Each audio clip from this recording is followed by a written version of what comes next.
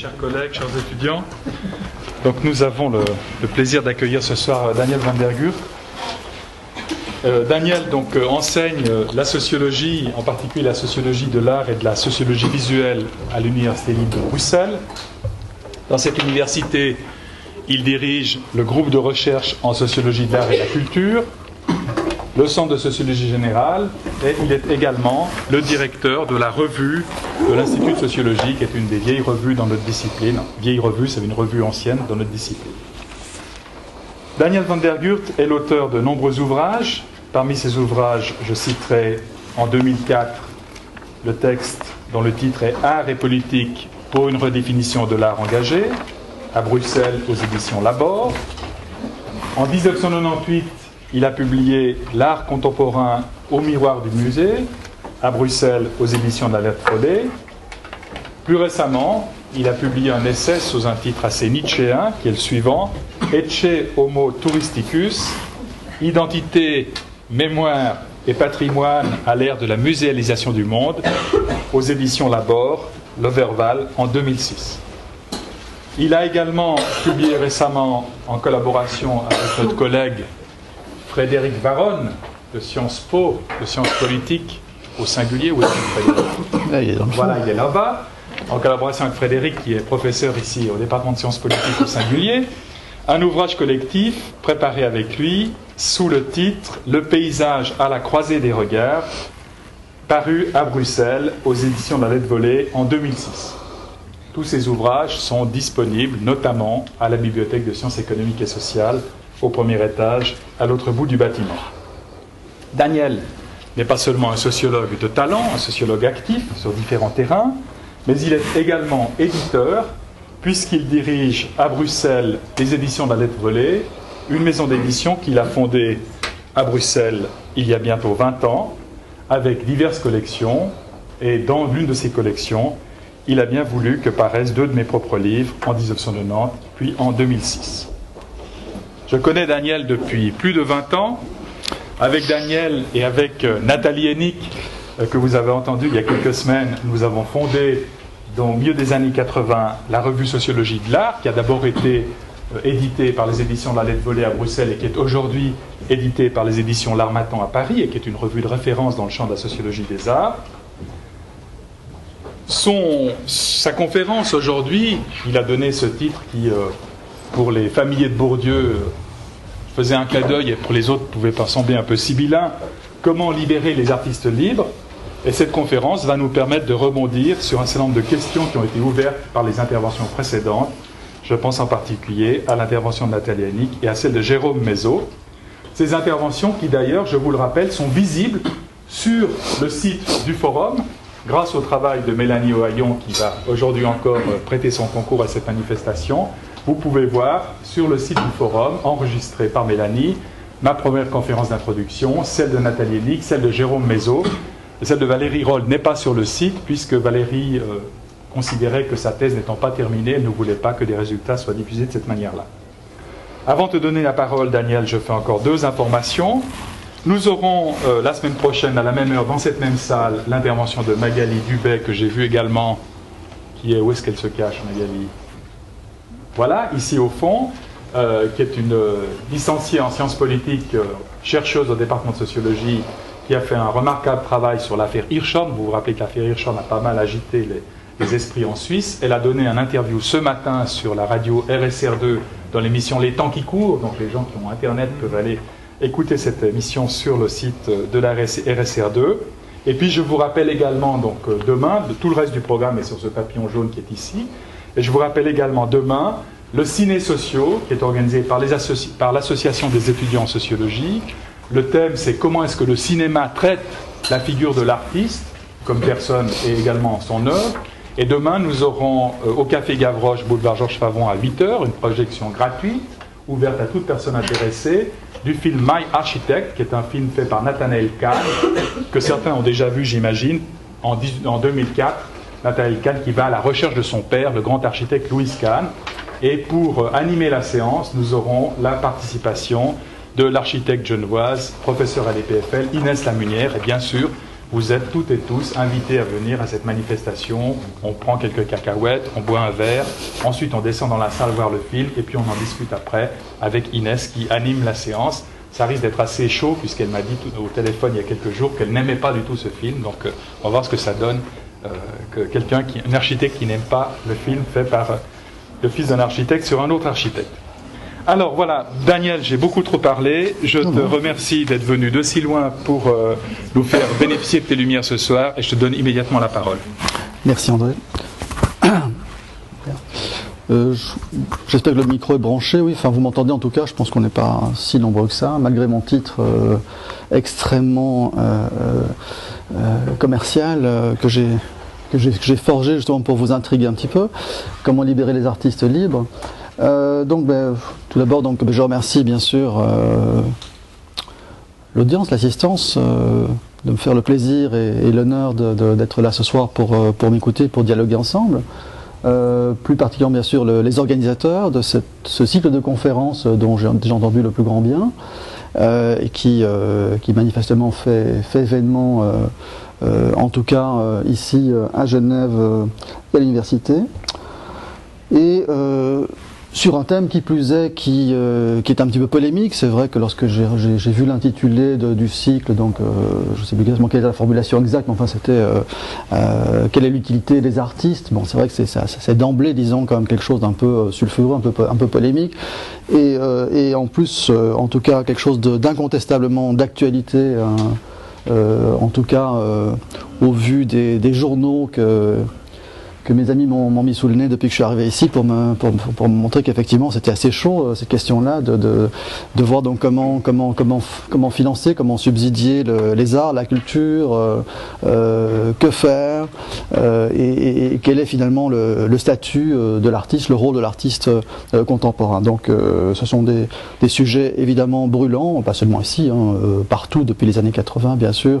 Ce sont des questions qu'on est régulièrement amené à se poser avec des prises de position très tranchées en général entre donc toutes ces positions. C'est presque parfois une guerre de tranchées d'ailleurs qui se mène là. Alors je dois d'emblée préciser que je ne suis ni historien de l'art ni critique d'art. C'est pas une excuse. Bon, les sociologues ont toujours l'habitude de s'excuser de n'être que sociologue. Je ne suis pas du tout quelqu'un de modeste et de humble, donc c'est pas ça qu'il s'agit. Je voulais simplement dire que n'étant donc ni historien de l'art ni critique d'art, je vais éviter autant que possible de faire allusion à des œuvres, des artistes en particulier durant cet exposé. Parce que c'est difficile, surtout s'agissant justement de cette question-là, qui va m'amener à parler bien sûr de l'art engagé, de l'art politique, de commencer à montrer effectivement des œuvres, parce que ce sont plutôt des actions, des interventions en général. Donc déjà, c'est pas que ça se passe d'images, mais les images sont dans l'action et dans l'événement, dans le happening, dans l'intervention, dans l'intention. Donc il n'y aura pas de support, c'est là que je voulais en venir en fait, donc il n'y aura pas de support visuel à mon exposé. Il n'y aura que quelques mimiques que je vous promets de rendre assez spectaculaires, et en tout cas je vous en réserve la surprise. Voilà, donc il faudra effectivement vous concentrer un petit peu sur ma seule parole. Alors je vais également m'asseoir, c'est pas très poli, mais l'assise sera plus assurée. Voilà, mais je ne sais pas si du coup ça va, pour vous ça va? Ok.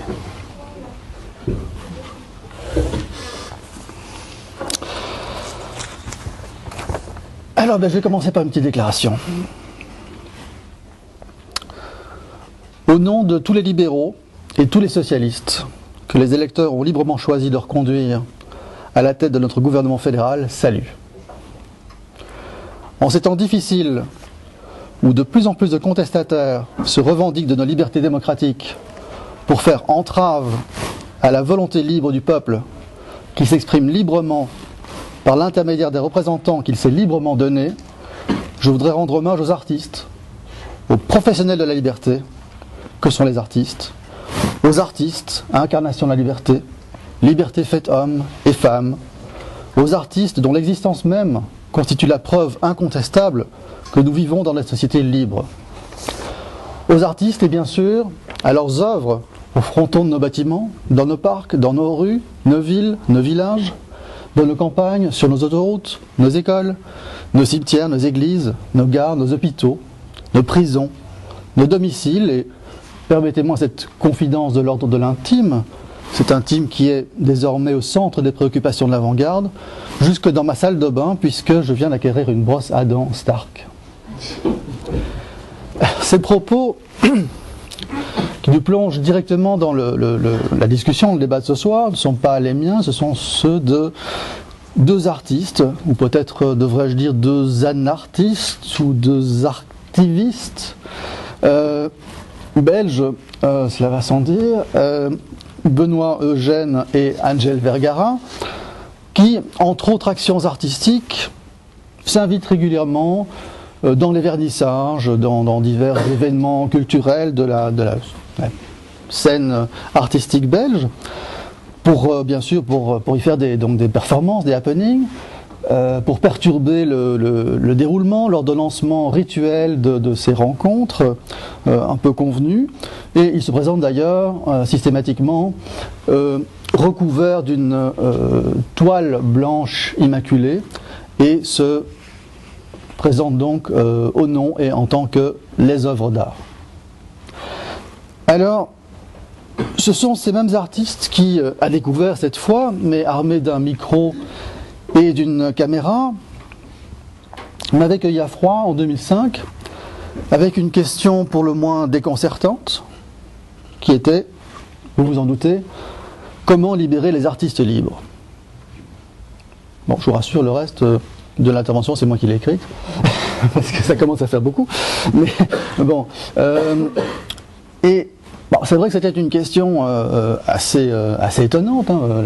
La preuve, c'est qu'en la reproposant ici, les réactions sont un petit peu les mêmes, un peu d'étonnement, de stupéfaction, effectivement. Enfin bon, forcément, il y a un peu de paradoxe dans cette formulation, mais vous allez voir que de paradoxe, en fait, il n'y en a pas du tout. C'est même le point de départ d'une discussion tout à fait obligée presque sur la question du statut de l'artiste moderne et contemporain.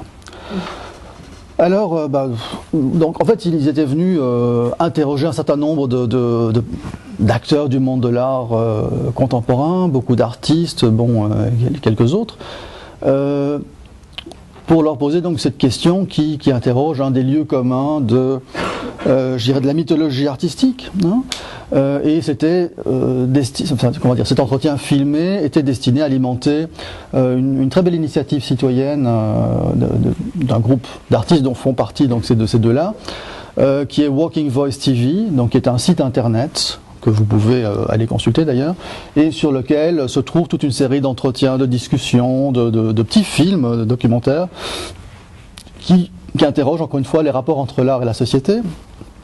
De façon assez subjective, assez drôle aussi. Bon, évidemment, il y a toujours la marque de fabrique, tout ce qui est made in Belgium, hein, c'est l'espèce de mélange d'autodérision et d'ironie comme ça. Et donc, voilà, donc ils avaient mis en place ce petit stratagème, donc visant à questionner ce lieu commun. Et vous pouvez voir d'ailleurs, si ça vous intéresse, vous pouvez voir comment j'essaie de me débattre tant bien que mal avec cette question sur ce site donc de Walking Voice TV, parmi d'autres donc personnalités, des artistes comme Michel François ou d'autres des professeurs d'académie, etc., etc. Et vous verrez d'ailleurs, c'est intéressant que les positions sont tout à fait tranchées, encore une fois. Alors cette question, pendant tout le temps de l'entretien, moi c'est vrai que ça me turlupinait, je me demande d'où ça venait, ça me disait quelque chose, évidemment, jusqu'à ce que je réalise que ces faux frères avaient tout simplement détourné et m'avaient retourné, à moi sociologue, une question sociologique que j'avais lue il y a des années, dans les fameuses questions de sociologie de Pierre Bourdieu, qui était intitulée « Comment libérer les intellectuels libres ». Et donc là, on a déjà une première piste, une première indication pour la réflexion à venir, c'est effectivement cette question de l'émancipation, mais aussi de l'usage de la liberté que font les artistes, ou que peuvent faire les artistes, se pose peut-être, c'est l'objet de la discussion, peut-être dans les mêmes termes que pour les intellectuels ou que pour les scientifiques d'ailleurs. Alors, il est vrai que l'intellectuel, comme l'artiste, aime à se définir comme un être foncièrement libre. Alors ça correspond évidemment à une vérité historique, c'est clair. Pour le premier, donc pour l'intellectuel, c'est une figure historique qui émerge. Je ne vais pas refaire l'histoire de l'intellectuel, vous connaissez ça aussi bien que moi, de toute façon on n'a pas le temps ici, mais bon voilà, c'est une figure qui émerge au XIXe siècle avec, je vais à l'essentiel, avec Zola, sur le modèle bien sûr d'un Voltaire avant lui, et puis ça va donner naissance à la figure de l'intellectuel engagé, charismatique, de type sartrien. Pour ce qui est de l'artiste, eh bien là aussi il y a une histoire bien sûr, écrite, attestée, documentée, qui va voir apparaître la figure de l'artiste indépendant, synonyme de libre, l'artiste indépendant, donc qui va apparaître dans la tourmente, je dirais, de la bohème, et dont les processus et les logiques historiques d'émancipation des artistes, d'individualisation, de singularisation, de libéralisation aussi du métier, et plus globalement peut-être d'autonomisation progressive du champ artistique. Donc tous ces processus ont été minutieusement étudiés par des sociologues, au premier rang desquels Pierre Bourdieu et Nathalie Hennig, qui est venu ici il n'y a pas si longtemps en parler d'ailleurs, et également par des historiens de l'art, évidemment. Et là, je vous renvoie plus particulièrement à deux ouvrages fondamentaux, qui sont les deux classiques, je dirais, sur cette question-là. C'est le livre des Wittkower, donc Rudolf et Margot Wittkower, Les enfants de Saturne, je vais y revenir brièvement. Et puis un autre livre d'un autre duo, Ernst Kriess et Otto Kurz, qui s'appelle L'image de l'artiste, légende, mythe et magie, qui sont donc deux ouvrages qui retracent en quelque sorte l'émergence de cette figure de l'artiste moderne, qui est aussi l'artiste névrosé, l'artiste maudit, l'artiste atypique, asocial, amoral, qui flirte avec la folie, tel que effectivement on le retrouve, je dirais, presque dans le cinéma hollywoodien, d'accord. Donc c'est vraiment le stéréotype, c'est le stéréotype de l'artiste moderne. C'est bon, voilà, la figure de Van Gogh, et puis on a tout dit, on n'a rien dit du tout. Je vais revenir, mais bon, dans l'imaginaire collectif, ça répond à ça. Alors dans ce processus historique, il faut quand même en dire deux mots. Ça a conduit à forger pour les besoins de la cause, à savoir la cause de l'émancipation de l'artiste. Ça a donc conduit à forger le type de l'artiste névrosé, très répandu au XVIe siècle, qui est en quelque sorte la version exaltée de la figure de l'artiste de génie, dont les attributs, entre autres, sont la virtuosité, la faculté d'invention et d'imagination, qui va d'ailleurs supplanter la faculté d'imitation, et également le caractère précoce et l'autodidaxie de ces artistes. Donc dans toutes ces, c'est pour ça qu'on parle de légendes, mythes et magie chez Kriess et Kurz, c'est parce qu'effectivement, lorsque l'on regarde les biographies de ces artistes, qui sont d'ailleurs tout le temps des hagiographies, ou ce sont des histoires édifiantes, de la vie de ces artistes, qui indiquent déjà, premier point, que la vie de ces artistes mérite d'être racontée, d'être narrée, d'être transmise. Donc il y a déjà une dimension héroïque, rien que dans le fait même de pouvoir en faire des récits à transmettre et à graver, en tout cas à imprimer dans le papier.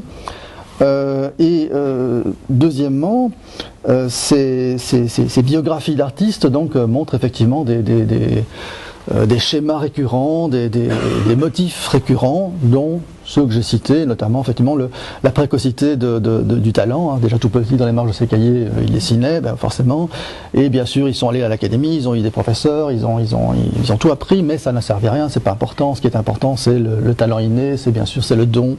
Donc c'est ce caractère justement non transmissible, ou si vous voulez, c'est l'occultation, c'est la dénégation de tout ce qui touche à la socialisation de ces artistes, à leur formation, à leur éducation.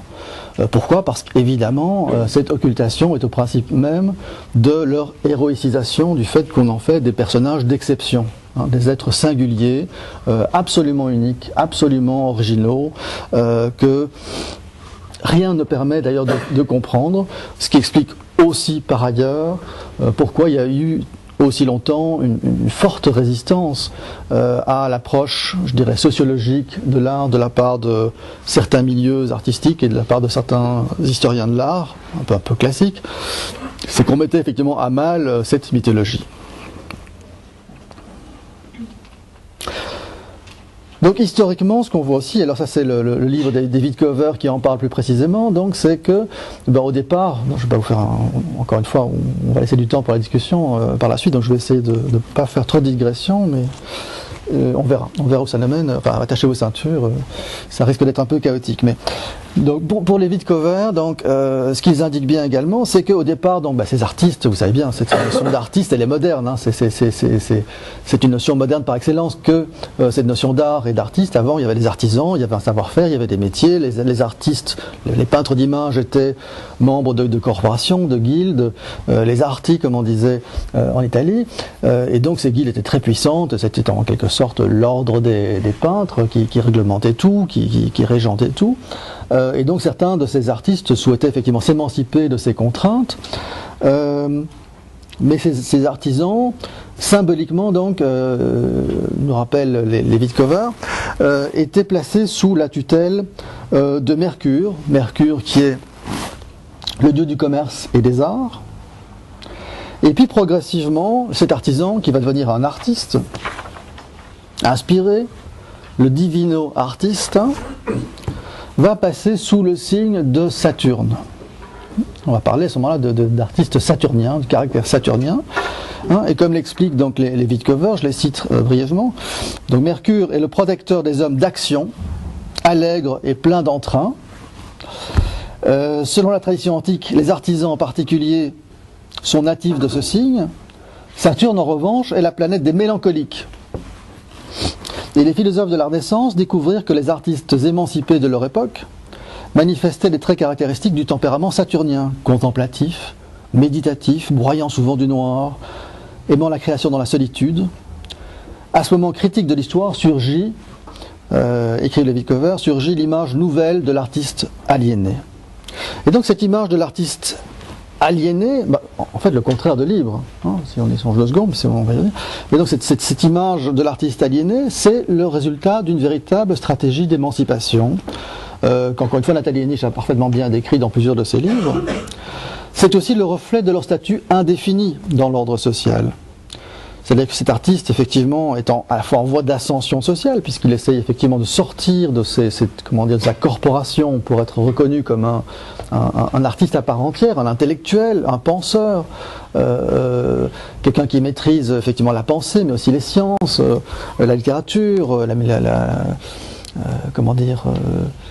qui traite des thèmes élevés, des thèmes nobles. Donc cet artiste, donc en voie d'ascension sociale, si vous voulez, reste en même temps un déclassé, puisqu'il n'est plus dans la corporation des artisans, et il n'a pas encore accès à un statut professionnel ou social que va lui offrir progressivement le mouvement académique. Hein, là aussi, petite ironie de l'histoire, c'est qu'aujourd'hui académique, c'est évidemment synonyme de compassé, de conservateur, etc. Les académies, la fondation des académies, c'était un outil, un instrument de lutte, de combat pour les artistes, pour leur émancipation, justement, pour pouvoir s'affirmer en tant qu'artistes indépendants, entre autres. Et puis, au XIXe siècle, c'est là que les interprétations peuvent varier, au XIXe siècle, l'artiste va de nouveau être identifié à l'aliéné, hein, donc avec l'académie, il aura acquis une certaine forme de légitimité, ça va devenir progressivement presque un notable quelque part, enfin voilà, et puis au XIXe siècle, patatras, le salon s'effondre, il n'y a plus de marché pour ces artistes novateurs, même pour les autres, il n'y a pas encore des galeries d'art au sens moderne du terme, avec tout le système qui l'accompagne, on est vraiment là, dans la bohème en quelque sorte, et l'artiste moderne de son temps, se retrouve à nouveau donc identifié au déclassé, au marginal, il est repoussé dans les marges de la société, hein, on parle de lui comme d'un saltimbanque. Il y a un très beau livre de Jean Starobinski qui s'appelle Portrait de l'artiste en saltimbanque, que je vous recommande. Donc on se retrouve effectivement là, à nouveau dans un... pour l'artiste, il y a à nouveau un statut qui à la fois trahit et traduit l'assertion problématique de l'artiste moderne dans le monde industriel bourgeois de la seconde partie du XIXe siècle. Mais ce qui est étonnant, c'est que cette figure de l'aliénation de l'artiste va progressivement être revendiquée par l'artiste lui-même comme un gage de liberté, voire même comme le signe, comme le sceau de l'authenticité de sa nature d'artiste. C'est en tout cas ce que prétendent, il n'est pas le seul, c'est pas par hasard que ça apparaît à ce moment-là, mais des gens comme Jean Dubuffet, lorsqu'ils mettent en place, si vous voulez, le discours, l'armature théorique et rhétorique de l'art brut, eh bien c'est un petit peu ça l'idée. Et là en plus ils associent, ils confondent l'aliénation mentale et l'aliénation sociale. C'est-à-dire que l'artiste authentique, pour être authentiquement artiste, il faut être aliéné, mais aliéné au sens de libre de toutes les contraintes sociales, de tous les stéréotypes qui sont, charriés par notre éducation, par notre formation, par ce que les sociologues appellent notre socialisation. Donc on peut dire qu'à ce moment-là, il y a un retournement assez paradoxal par rapport à ça, c'est que cette aliénation devient donc l'emblème, le sceau de la qualité d'artiste, cet être singulier, original et libre. Et l'histoire de l'art elle-même a d'ailleurs tendance à singulariser les artistes pour les présenter donc comme des êtres d'exception auxquels, en quelque sorte, les lois sociologiques, comme les lois humaines d'ailleurs, ne s'appliqueraient pas. Ce sont des génies, ce sont des personnalités inspirées, elles sont touchées par la folie divine, par la grâce de l'inspiration, et tout cela évidemment conduit à décontextualiser les œuvres pour mieux les considérés comme des sortes d'épiphanies, des surgissements quasi miraculeux dans l'histoire.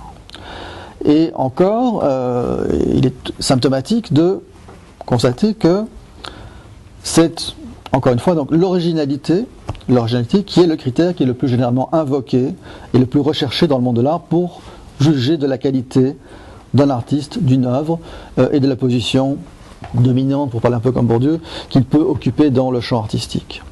Or, évidemment, l'original dans le sens commun, dans l'acception commune du terme, c'est un parent de l'excentrique, du fou.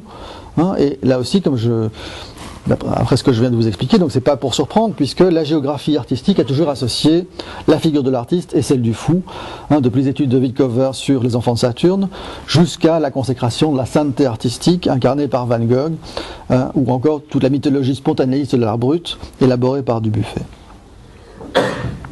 Alors la sociologie de l'art, elle, en revanche, sans nier la singularité des artistes, ni l'originalité des œuvres, plutôt que d'évoquer le don inné de ces artistes, plutôt que d'embrayer sur cette mythologie et sur ces récits mythiques, va mettre l'accent plutôt sur le rôle déterminant de l'éducation, de la formation, pour montrer que le génie n'est jamais solitaire, dont on peut trouver d'ailleurs de multiples démonstrations. Le fait que, on sait bien que les mouvements d'avant-garde, par exemple, naissent à différents endroits simultanément, lorsque les conditions socio-économiques et culturelles sont réunies.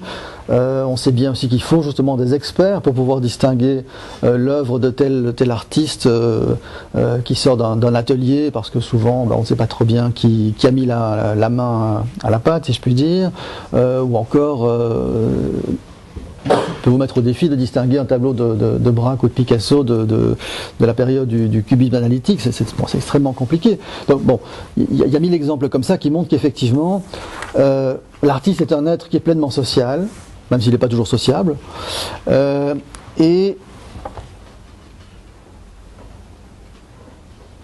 que l'image qu'il se fait de lui-même, la raison, le motif de sa vocation, le choix de ses sujets même, ou même le médium qu'il choisit d'employer, sont partiellement, bien sûr, pas entièrement, mais partiellement le fruit donc de son éducation, de son milieu, enfin, tout ce qui est alors le poncif de la sociologie. Donc voilà, c'est plus largement donc le produit, le fruit de son époque de société, à travers la médiation, bien sûr, de toutes les institutions qui le forment, qui l'informent et qui l'amènent à circuler dans cet espace social qu'est le monde de l'art. Donc il est ce produit-là, même si effectivement on peut aussi dire que le propre de l'art, c'est d'incarner son temps, mais tout en le réinventant. Quoi qu'il en soit, je dirais que le credo qui constitue en tout cas la doxa, donc la croyance commune et collective fondatrice du monde de l'art, moderne et contemporain, et credo, croyance d'ailleurs qui est diffusée dans l'ensemble de la société, que quasiment tout le monde partage d'une façon ou d'une autre. Voilà, nous sommes tous, nous avons tous été amenés à penser en ces termes-là, y compris les sociologues d'ailleurs, et on va le voir à la fin. On va le voir. Je vais essayer de vous l'indiquer à la fin de mon exposé, que les sociologues ne sont pas non plus indemnes de ce genre de représentation de l'artiste, y compris chez les sociologues qui sont les plus critiques par rapport à cette mythologie artistique. Donc ce credo donc reste attaché au postulat autotélique, donc qui répond à sa propre loi, de la liberté créatrice, avec comme manifeste la théorie de l'art pour l'art, qui est en quelque sorte une sorte de palindrome auto-justificateur qui identifie la liberté de l'art et l'art de la liberté. Alors cet exercice de la liberté, ça pose question, enfin chez l'artiste. C'est quoi l'exercice de cette liberté de l'art? Déjà, si on interroge les artistes, eux-mêmes vont vous dire que bon, cette liberté, elle est bien sûr relative, elle est contrainte, elle est cette liberté artistique, elle est notamment contrainte par tout un ensemble de règles internes au métier. C'est la discipline à laquelle s'astreint l'artiste dans son atelier, et qui est justement censée lui garantir son indépendance et sa liberté de création. Alors, en plus de ces règles propres à l'expression artistique, des règles sémantiques, des règles syntaxiques, des règles pragmatiques même, qui renvoient toutes, on pourrait dire pour aller vite, qui renvoient toutes à l'ordre de la nécessité intérieure qu'invoquait Kandinsky, vont s'ajouter encore pour le sociologue cette fois, mais aussi pour l'historien de l'art, cette autre nécessité, donc une nécessité extérieure, qui est de l'ordre des lois sociologiques. Alors, bon, loi sociologique, c'est un terme qu'on n'utilise pas beaucoup en sociologie, et à juste titre. Enfin bon, les lois sociologiques, donc si vous voulez, les rapports nécessaires entre les faits, donc qui dérivent de la nécessité de la nature des choses. Bon, je vous disais plus trop de lois, enfin on peut simplement dire les règles de l'art, voilà, disons simplement les règles externes, sociales du monde de l'art. Donc l'organisation, la structuration, la hiérarchisation du champ artistique, que les sociologues modernes vont tenter de dégager de l'observation et de l'analyse de ce que Howard Baker appelle les mondes de l'art, mais aussi les rapports d'autonomie, de dépendance, d'homologie aussi entre le champ artistique et puis les autres champs sociaux, le champ religieux, le champ économique, le champ éducatif, etc. Donc, que ce soit pour l'artiste ou pour le sociologue, cette liberté, bon, déjà, elle est problématique. C'est pas une liberté absolue. Voilà, il y a des règles. Il y a des règles de l'art, internes et externes. On pourrait aller plus loin. On pourrait même, en lisant les sociologues, ce qui m'arrive de faire de temps en temps, on pourrait avancer même que pour le sociologue, la liberté demeure contrainte dans les marges. Voilà, récemment, je compulsais un très bon livre de Pierre Bourdieu sur la sociologie de la littérature, qui s'appelle justement Les règles de l'art. Et à l'entrée liberté, le livre renvoie exclusivement à marge de liberté. Donc c'est pour ça que je vous dis, donc, on pourrait presque dire d'une certaine façon, et c'est pas une boutade, c'est quelque chose qui mérite d'être développé un petit peu. Donc c'est que pour le sociologue, donc, la liberté n'existe que dans les marges. Et même que la seule mesure peut-être de la liberté pour le sociologue semble être la libération. C'est difficile pour un sociologue de parler de la liberté comme ça. On peut en parler philosophiquement, on peut en parler avec des convictions, mais en termes en tout cas scientifiques et sociologiques, on peut parler d'émancipation, de libération plutôt que de liberté. Et cette libération, cette émancipation, en général, eh bien, elle n'est convoquée que pour louer la vertu justement critique, la vertu libératrice, émancipatrice de l'art critique ou de la sociologie critique, capable donc de dessiller les yeux des artistes et des esthètes qui seraient, selon le sociologue critique classique, qui en seraient restés à l'invocation idéaliste, incantatoire d'une liberté qui est forcément illusoire. Donc ce constat de la liberté et de la souveraineté de l'artiste, comme d'ailleurs celui de l'autonomie du champ artistique par rapport à l'ensemble de la société, demeure sujet à caution. Voilà.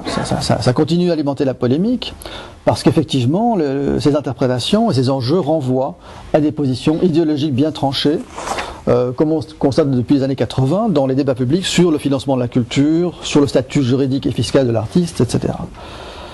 Or, cette liberté, malgré tout, elle est régulièrement appelés en renfort par tous les partis en présence pour tenter de justifier, pour tenter de légitimer leur propre prise de position. Et là aussi, comme je le disais d'entrée de jeu, c'est vrai que c'était tout à fait flagrant et intéressant de lire, si vous voulez, les échanges entre différents acteurs dans cette polémique qui était engagée ici, à la suite notamment des déclarations je dirais d'un haut fonctionnaire de l'administration fédérale de financement des arts. Alors, moi, je ne veux pas entrer dans la polémique du tout, hein. Je refuse à faire ça, d'abord par égard pour mes hôtes, mais aussi parce que je dirais pour égard presque pour la complexité et la diversité des contextes nationaux suisses, belges, français et autres, pour mentionner que ceux-là, hein, en matière de politique culturelle et d'instances décisionnelles, donc je ne veux pas polémiquer là-dessus. Je me propose en revanche de revenir un moment sur la condition historique de l'artiste pour examiner les fondements et les usages de cette invocation ambivalente, de cette convocation obligée de la liberté de l'art et de l'artiste dans tous les débats sur le rôle, sur la fonction et sur l'utilité de l'art et des artistes aujourd'hui. Et je me propose d'aborder cette question sous l'angle, je le ferai brièvement parce qu'on a encore une fois, c'est bon. On ne m'a pas invité à faire un cycle de conférences, mais seulement une conférence. Donc c'est pas du appel du pied.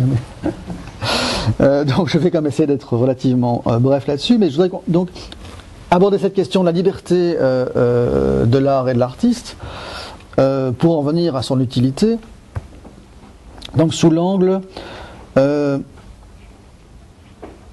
non pas du privilège catégoriel que représenterait cette liberté qui définit l'artiste, non plus cette liberté en tant que résistance plus ou moins héroïque aux injonctions de l'État ou du marché, mais comme exercice de responsabilité, ou exercice de la responsabilité de l'artiste. Pour dire, en gros, voilà, la liberté, c'est pas la liberté de faire ce qu'on veut, ou on n'est pas libre parce qu'on est artiste et artiste parce qu'on est libre, mais la liberté, c'est l'exercice d'une responsabilité qui est liée à l'occupation d'une position et d'un statut particulier dans la société.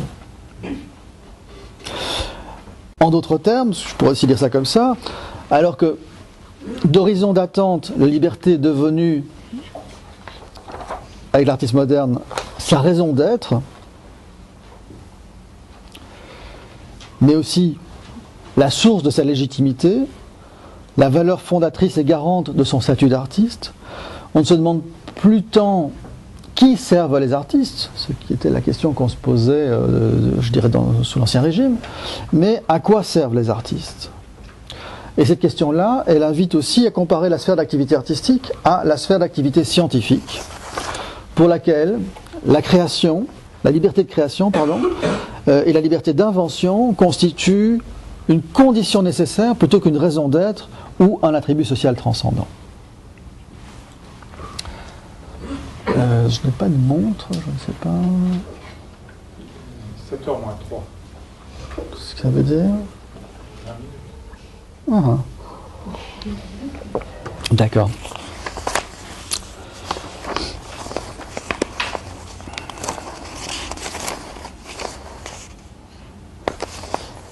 Oui. C'est pas une minute de retard. Non.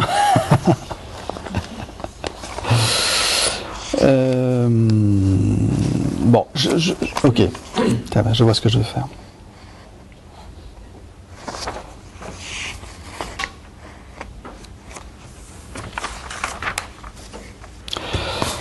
Bon, je vais résumer donc la partie principale de mon exposé pour en venir alors à la conclusion, enfin c'est pas une conclusion mais disons aux considérations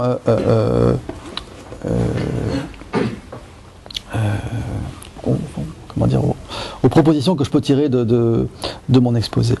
Donc, alors cette liberté de l'artiste, bon bien sûr, c'est, que je le disais, c'est difficile, en tout cas dans les sociétés qui ne sont pas des sociétés totalitaires, hein, je ne parle pas des régimes où la césure d'État s'exerce avec la violence qu'on sait, en Chine, en Iran, enfin à Cuba, enfin dans une série de pays du monde, malheureusement beaucoup de pays encore, donc où là effectivement l'artiste n'a pas besoin de revendiquer un quelconque engagement militant, ni même une liberté d'artiste, suffit simplement qu'il ne transige pas avec l'intégrité de son art, de son expression artistique, pour que de fait, il soit effectivement un artiste engagé, mis en danger, et que sa liberté équivale à effectivement sa prise de responsabilité. Dans les sociétés plus démocratiques, où on peut dire, là aussi pour aller très vite, encore une fois, je suis désolé, mais que, en gros, que la censure d'État fait largement place, je dirais, aux lois du marché, est-ce qu'on peut encore parler aussi là d'une liberté héroïque qui s'exercerait par les artistes, ou dont les artistes seraient en quelque sorte les porte-paroles et les détenteurs? Bon, ça paraît plus compliqué. Il y a des bons arguments qu'on peut déployer pour défendre ça, pour dire qu'effectivement ce sont malgré tout des régimes un petit peu pour parler un peu comme Baudrillard, où il y a une sorte de totalitarisme soft comme ça, mais bon, j'aime pas trop Baudrillard pour différentes raisons. Voilà. Lorsqu'on commence à parler de dictature de la majorité, des choses comme ça, c'est très dangereux, il faut savoir où on met les pieds, et je ne suis pas sûr que lui-même ait toujours su exactement où il les mettait. Mais bon, c'est un problème. En tout cas, ce qui est sûr, c'est qu'il y a effectivement toute une série de dispositifs qui sont mis en œuvre pour s'assurer que cette liberté de l'artiste soit inoffensive, pour s'assurer de l'innocuité de cette liberté. Et une des façons de faire, parmi d'autres, je n'aurai pas le temps de développer les autres, tant pis, une des façons de faire, c'est donc pour neutraliser, si vous voulez, la portée potentiellement subversive d'une activité créatrice, parce que c'est vrai qu'on ne crée pas des mondes imaginaires sans engendrer des effets de réalité, et donc sans insinuer que le monde pourrait être différent de ce qu'il est. On n'a pas besoin d'être utopiste même pour ça, il suffit effectivement d'être dans la création et l'innovation. Mais donc une stratégie très efficace pour neutraliser cette portée subversive, c'est de faire passer évidemment les artistes pour des originaux, pour des excentriques, pour des exaltés, pour des fous qu'on exhibe tel les phénomènes de foire, et je dirais que les foires d'art n'échappent pas à la règle. Et c'est une stratégie qui s'avère d'autant plus efficace que cette vision de l'artiste coïncide parfaitement avec la mythologie de l'artiste de génie, telle qu'on la retrouve aussi bien chez le profane, pour qui l'artiste est toujours un peu saltimbanque, un peu fou, coupé de la réalité. Bon, on connaît des artistes, et j'en connais pas mal, et on sait bien que c'est pas du tout évidemment le cas, mais on est dans la représentation fantasmée de l'art et de l'artiste, là. Mais on la retrouve aussi chez les artistes. Les artistes eux-mêmes reprennent cette mythologie, n'hésitent pas à en jouer, pour se forger une légende, bien sûr, ils savent comment ça fonctionne, ils n'ont pas eu besoin de lire les sociologues pour comprendre comment ça fonctionne, et aussi pour assurer leur notoriété, bien sûr, auprès des médias comme du grand public. Le problème, alors j'en viens directement à la dernière partie de l'exposé, le problème alors c'est de savoir comment et qui peut libérer les artistes. Quand on dit comment libérer les artistes libres, ça suppose effectivement que les artistes partent du principe que cette liberté est une liberté donnée, native, je dirais presque ontologique. Quand artiste on est libre, et cette liberté-là, bien sûr, elle est hypostasiée et elle est largement fantasmatique. Alors, évidemment que un des travaux du travail critique, qu'il soit exercé par l'artiste ou par le sociologue d'ailleurs, ou le philosophe, peu importe, c'est précisément de libérer en quelque sorte l'artiste de cette croyance en cette liberté hypostasiée et fantasmatique qui l'emprisonne inévitablement, nécessairement, définitivement dans le mythe de l'artiste prométhéen. Et c'est là, disons, une figure qui n'est peut-être pas vraiment de mise dans une société, mais il faudra en discuter aussi, dans une société qui fait mine de célébrer la créativité, d'encourager la culture et de soutenir les arts. Il convient aussi corollairement, bien sûr, de libérer ces artistes des sollicitations de la part des politiques de tous bords, des municipalités, qui sont en mal de prestige ou d'attraction touristique, et qui n'ont désormais que le mot culture, ou patrimoine, ou musée à la bouche, dès qu'il s'agit effectivement de proposer quelque chose qui soit de l'ordre à la fois de la réflexion ou de la revalorisation même économique d'une région ou d'une municipalité. mais dont la sollicitude, qui est aussi pressante qu'incongrue la plupart du temps, a évidemment pour effet, délibéré ou indirect, de s'assurer de l'innocuité sociale et politique de l'art comme de la culture, dès lors qu'ils sont réduits à de la commémoration identitaire, de l'animation de rue ou du divertissement de foule, ce qui est le plus souvent le cas.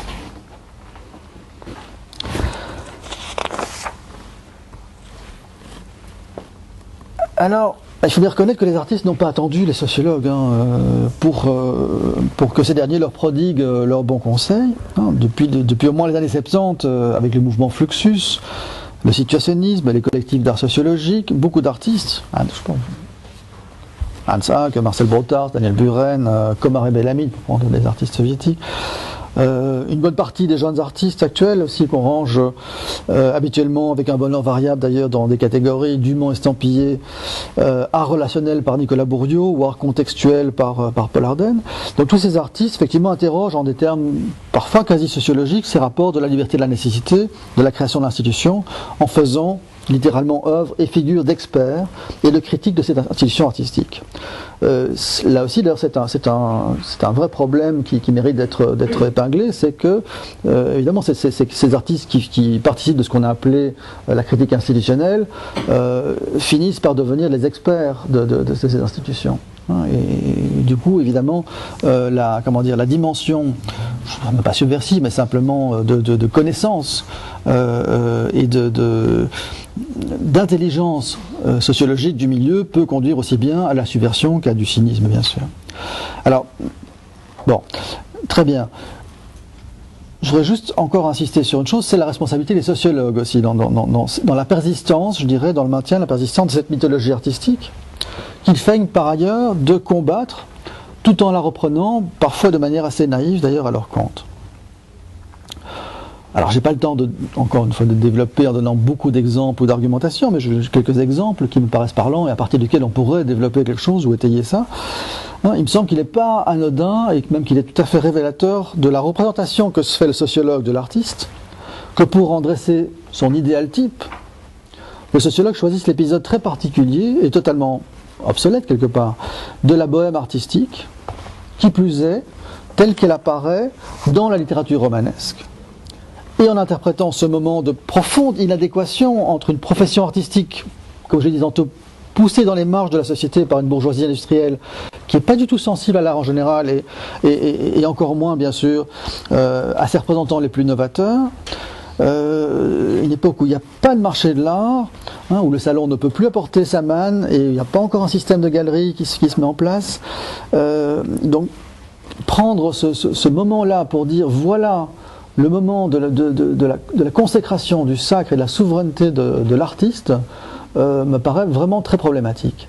Non seulement dans le choix de ce moment particulier qu'est la bohème vue à travers les littérateurs, mais aussi dans l'interprétation qu'on en fait, qui n'est pas celle que je viens de donner là. Je ne dis pas que la mienne est la bonne et que les autres sont mauvaises, mais je dis il faut au moins en discuter et il semble n'y a pas avoir beaucoup de débats là-dessus. Il y a plutôt un consensus dans un certain courant sociologique pour dire que ben oui, effectivement, à partir du XIXe siècle, l'écrivain, l'artiste sont considérés comme des êtres remarquables, salués, célébrés par la société et qui donc peuvent se permettre, et on a là toute la rhétorique du génie artistique qui est repris à leur compte par les sociologues eux-mêmes, et c'est ça qui est tout à fait surprenant, pour dire, ben oui, effectivement, cette catégorie sociale commence ou constitue une nouvelle classe sociale dont les caractéristiques sont d'ailleurs à mettre en relation, en rapport avec l'ancienne aristocratie. Bon, on sait que c'est Bourdieu qui avait commencé à parler des quartiers de noblesse et des titres de noblesse, etc., de façon métaphorique, mais là aussi il faut toujours savoir si on est dans la métaphore ou si on est dans l'analyse et la description sociologique. C'est quand même assez délicat, parce que lorsqu'on en arrive à parler de l'artiste chômeur comme dans l'aristocrate, ça craint, comme on dit. Donc, il faut quand même faire attention avec ce genre d'amalgame ou d'analogie qui a son histoire, qui a sa tradition, mais dont on n'interroge pas justement les substrats et les raisons. De la même façon, choisir de parler, comme le faisait justement Bourdieu aussi, d'institutionnalisation de l'anomie, concept durkheimien ô combien connoté par l'anarchie, hein, l'absence de règles, etc. C'est surprenant quand même. Pour rendre compte de la révolution symbolique qu'opère l'art moderne, ou encore comparer in fine le statut de l'artiste, comme je viens de le dire, à celui de l'aristocratie d'antan,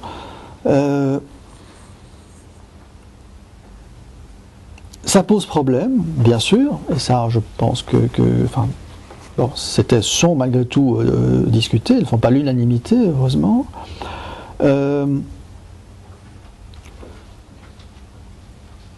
Mais évidemment qu'il y a là la responsabilité aussi du sociologue en tant qu'intellectuel, de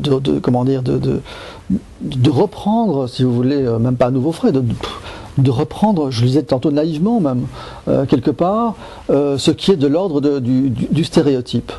C'est assez étonnant, par exemple, je ne sais pas si vous avez lu le Libre-Échange, donc le livre d'entretien entre Bourdieu et Hans Hack, donc cet artiste d'origine allemande qui a fait un travail critique très très virulent sur les grosses institutions artistiques, les centres d'art ou contre le National Endowment for the Arts en Amérique, avec des positions très, très conservatrices. Enfin, voilà, c'est quelqu'un de très critique.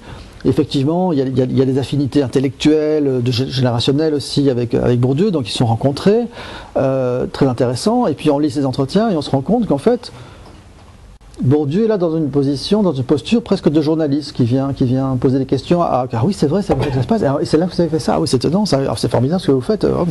Mais c'est la sociologie que vous faites, etc. Bon, pourquoi pas. Très bien. On n'a pas l'habitude de le voir dans une posture aussi humble. C'est plutôt rafraîchissant. Mais en même temps aussi des questions un petit peu surprenantes du style.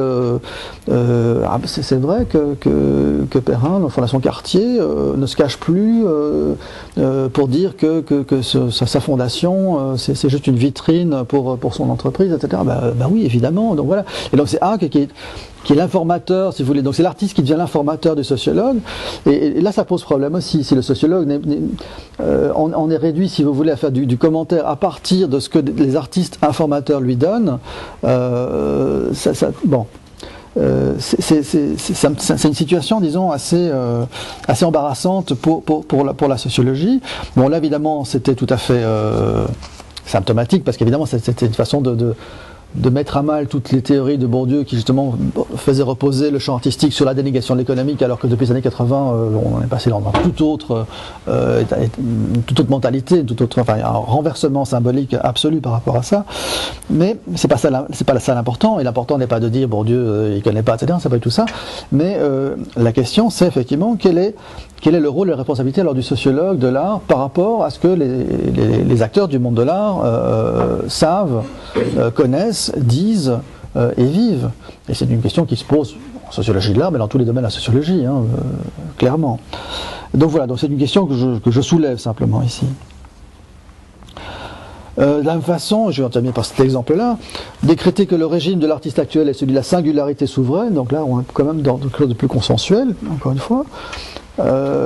Malgré tout, c'est aussi problématique. Pourquoi l'artiste serait-il le représentant d'un régime de singularité? D'accord, on l'a vu, c'est l'original, etc. Mais enfin, ça, c'est la mythologie, encore une fois.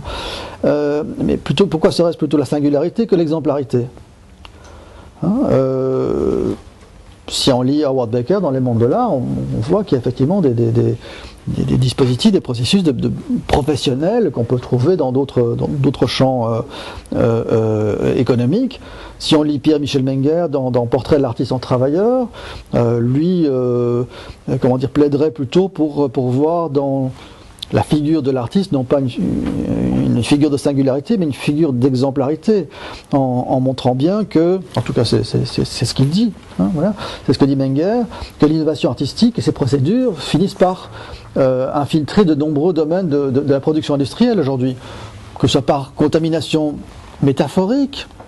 C'est vrai que les valeurs d'imagination, de jeu, d'improvisation, etc., c'est des choses qu'on retrouve dans l'entreprise aujourd'hui. les méthodes de création, même une sorte d'anti-méthode, comme ça, ou de méthode anarchique de création, ou même le mode d'organisation rhizomatique du secteur artistique peut aussi servir de modèle parfois à certains secteurs économiques émergents. Et puis bon, il ne faut pas non plus oublier que le monde de l'art, de la culture, sinon on n'en parlerait pas dans les journaux. S'il n'y a pas d'argent, on ne parlera pas d'art, c'est toujours la même chose. C'est un secteur économique et professionnel qui se veut et qui se doit d'être efficace et rentable. Alors, pour en terminer, donc, on peut évidemment dire la même chose du secteur de la recherche scientifique. C'est pour ça que je faisais le parallèle entre l'activité artistique et l'activité scientifique. Là aussi, on peut dire la même chose de la recherche scientifique fondamentale, dont, là aussi, il y a toujours des gens qui vont se gausser de ceux qui ne comprennent pas qu'on puisse continuer à financer des gens qui passent leur vie à chercher plutôt qu'à trouver. Bon, dans certains milieux, ça fait rire. Pas ici, c'est bien. Ben oui, mais en même temps, il viendrait à l'esprit de personnes, curieusement, de suggérer qu'un scientifique pur, je sais pas, un astrophysicien, un neurobiologiste, doit se trouver un boulot en attendant de faire par hasard, à ses heures perdues, le soir, après son boulot, une découverte qui va être couronnée par un prix Nobel, ou qui soit susceptible d'intéresser le complexe militaro-industriel ou les industries pharmaceutiques. Pourquoi ? Parce que là aussi, l'art, ça demeure un domaine dans lequel chacun se sent compétent, sans avoir rien à y connaître ou à y comprendre. Chacun se sent en droit de juger de ce qu'est l'artiste, de ce qu'est l'art, et aussi de juger que l'artiste doit s'aligner sur le goût commun, ce qui n'est pas très élevé, pour d'autres raisons qui seraient un petit peu longues à expliquer, mais enfin en même temps simple. Et donc, une des raisons de cette situation différentielle entre le monde scientifique et le monde artistique, c'est justement la permanence et la persistance de cette mythologie artistique qui veut qu'il n'y a rien à comprendre mais seulement à ressentir l'art, que les artistes sont fondamentalement des originaux, voire des histrions, et c'est donc une thèse qui est, en quelque sorte, enfin, c'est en tout cas... Bon voilà, c'est une idée que je lance comme ça, peut-être qu'elle ne vaut rien, vous allez me dire mais non, c'est n'importe quoi, possible, j'accepterai, si vous me le démontrez. Que cette idée-là, elle est même défendue par les sociologues de l'art, qui en viennent même parfois à disqualifier l'art contemporain comme étant une forme d'imposture, de supercherie, que ça n'a pas plus de pertinence d'intérêt qu'un défilé de mode, etc., etc. Donc, ce que je voudrais dire pour terminer, c'est que tout cela, évidemment, ça m'incite à rappeler que, quitte à être un petit peu pontifiant, c'est de rappeler que la liberté de l'art et de l'artiste, c'est pas seulement un combat héroïque contre une hypothétique censure d'État ou la pression du marché. D'ailleurs, ils sont beaucoup trop malins aujourd'hui pour se manifester sous ce jour dans la société dite démocratique, mais c'est bien la responsabilité de la prise de parole et de la nécessité de la fonction critique qui est remplie par les artistes comme par les intellectuels ou les scientifiques pour ne pas laisser le champ libre aux détracteurs de l'art contemporain qui renvoient généralement de façon un petit peu expéditive comme ça les artistes à des farceurs en mal d'originalité ou de reconnaissance. Bref, le but c'est ça aussi c'est ça la démocratie. C'est ça aussi forcément à mon sens l'enjeu de l'exercice de cette liberté, c'est donc cette responsabilité d'occuper l'espace public pour ne pas le laisser, la voie libre simplement à tous ceux qui, je dirais, qui préfèrent, bon c'est un peu simpliste, mais enfin, qui préfèrent, c'est comme ça que ça se passe généralement, qui feraient les réponses aux questions, qui confondent la beauté et l'agrément, de la façon qu'ils confondent d'ailleurs le savoir et la certitude, et qui ne comprennent toujours pas que l'art, comme la science, pose les questions indispensables à une société pour qu'elle se renouvelle, pour qu'elle s'adapte à son environnement changeant, qu'elle propose des utopies à vivre, bref, qu'elle entretienne notre faculté d'innovation et qu'elle renouvelle notre stock de connaissances. Voilà, c'était un petit peu sommaire, c'est une traversée comme ça, rapide, comme un express qui traverse une montagne suisse, mais voilà, donc je pense que ça suscite pas mal de questions qui sont peut-être plus intéressantes, c'est toujours bien de terminer en disant ça, qui sont plus intéressantes que mon exposé sans doute. Donc voilà, André, je ne sais pas comment tu veux organiser la suite.